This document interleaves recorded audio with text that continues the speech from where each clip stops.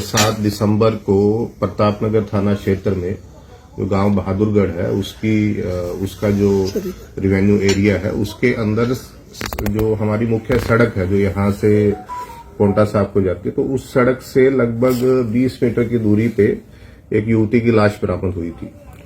तो इंटरेस्टिंग बात यह है कि उस युवती का जो सिर नहीं था, सिर्फ धड़ पुलिस को मिला था। तो प्रथम दृष्टया बिल्कुल साफ लग रहा था कि इस युवती का मर्डर किया गया। युवती के शरीर पे सिर्फ जो अपर इनर वियर्स है उसको छोड़ के कोई कपड़ा भी नहीं था। तो ये एक अपराध जिसको हम कहेंगे कि बहुत ही गंभीर था, जघन्य था और संवेदनशील भी था। तो इसको देखते हुए हमने तुरंत प्रभाव से एक एसआईटी कॉन्स्टिट्यूट की, जिसकी अगुवाई जो डीएसपी रजत गुलिया वो कर रहे थे, और इसमें हमारी जो सीआईए की दोनों टीम्स भी थी और जो थाना प्रभारी थे वो भी थे। तो इसमें जो पुलिस के सामने मुख्य चुनौती थी वो थी इस लाश की आइडेंटिटी। जो पूरे हरियाणा में जितने भी थाने हैं हमारे या आसपास के जितने राज्य है, हिमाचल प्रदेश है, चंडीगढ़ है, उत्तराखंड है, उत्तर प्रदेश है, तो आसपास के राज्यों के जो साथ लगते जिले हैं उनमें भी हमारा लगातार संपर्क चल रहा था कि कहीं इस युवती की कोई गुमशुदगी की खबर हो। लेकिन 6-7 दिन लगे रहने के बाद भी हमें किसी भी चैनल से इस युवती की आइडेंटिटी के बारे में कुछ नहीं पता लगा। लेकिन हमारे सामने ये भी चैलेंज था कि अगर आइडेंटिटी ना भी एस्टेब्लिश होती है, कोई हमसे संपर्क नहीं भी करता इस युवती के बारे में, तो भी हम जो हमारे पास पुलिस के पास एक टेक्निकल इन्वेस्टिगेशन के टूल्स रहते हैं, तो उसको इस्तेमाल करके हम इस केस को ट्रेस करें। तो हमारी टीम लगातार उस दिन से लगी हुई है, दिन रात जिसको मैं कहूंगा।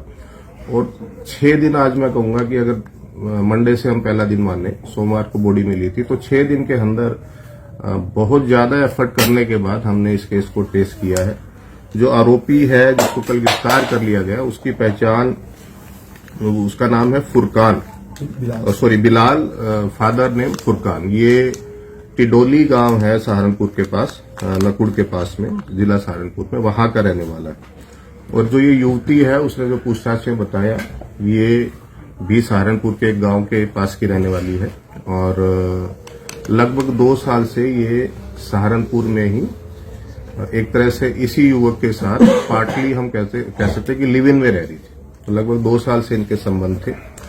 ये युवक जो है इसकी कल शादी होने वाली, आज कहूंगा कि आज शादी, जब कल हमने गिरफ्तार किया था तो आज इसकी शादी होने वाली थी और ये युवती इस पे प्रेशर कर रही थी कि आप मुझसे शादी करो। तो इसको डर था कि कहीं ये इसके घर पे जाके बात ना बता दे, इसकी शादी ना खराब हो जाए, तो इसने एक प्लान बनाया इसको मर्डर करने का।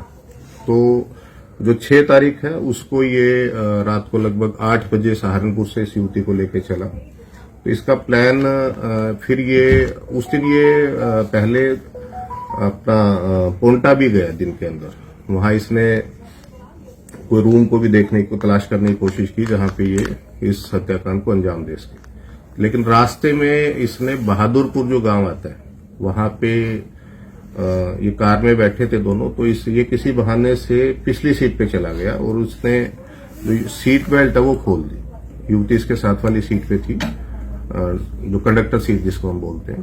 तो इसने सीट बेल्ट को ठीक करने के बहाने से खोला सीट बेल्ट को और उसी सीट बेल्ट से इसका गला घोटा। तो फिर लगभग आधा किलोमीटर आगे जाके इसने बॉडी को गाड़ी से उतारा और जहां पे बॉडी मिली है वहीं पे इसने उसका गला रेता। और इसमें इसका जो उद्देश्य था इसका गला रेत के और इसका सर कहीं और फेंकने का, वो ये था कि ताकि युवती की पहचान ना उसकी, और पहचान छुपाने के लिए उसने उसके कपड़े भी उतार के सिर के साथ ही कहीं और फेंका। तो अभी आज हम 8 दिन का इसका पुलिस का रिमांड माननीय न्यायालय से अनुरोध करेंगे कि इसका हमें पुलिस रिमांड मिले, ताकि जो सिर है, जो वेपन इसमें इस्तेमाल हुआ है, और भी जो तकनीकी साक्ष्य है या ऐसे जितने भी साक्ष्य जो इस अपराध को कनेक्ट कर सके अदालत के अंदर हम इस केस को प्रूव कर पाए, वो सारी कड़ी दर कड़ी हम इसको जोड़ने की पूरी कोशिश करें। इसमें सर जो सिर रेता गया वो किस चीज से काटा गया? जो मीट काटने के लिए एक चाकू का इस्तेमाल होता है वो अभी इसमें पूछताछ में बताया। कहीं सर पेशे से भी ये ऐसे कुछ काम? ये ड्राइवरी के प्रोफेशन में है बेसिकली ना। ये ऐसा तो नहीं है कोई ऐसा प्रोफेशन ना हो जाए, कोई मीट शॉप पे काम करता है, इस तरह की कोई बात सामने नहीं आई। कोई सर उसके बारे में नहीं बताया कि कहाँ फेंका है या क्या किया? ये कलेसर की तरफ बता रहे हैं अभी, तो क्योंकि रात का समय था और जंगल भी आपको पता है काफी घना है, तो हमारा पूरा प्रयास रहेगा कि अगले कुछ दिनों में हम सिर को ढूंढ लें। सर प्लान के तहत ही मर्डर हुआ, कोई ऐसा नहीं है कि अचानक उसने कर दिया। ने पूरा जिस पर ऐसे में इसका दिमाग में इसमें तो कोई डाउट है ही नहीं। वो तो खुद मान ही रहा है कि गर्दन काटने के पीछे पर्पज ही उसके आइडेंटिटी को छुपाना। इसमें एक और बात है, क्योंकि लड़की 2 साल से सहारनपुर में रह रही थी, कहीं न कहीं अपने परिवार से भी अलग है, तो उसको ये था कि हो सकता है इसकी गुमशुदगी की सूचना भी कोई ना दे।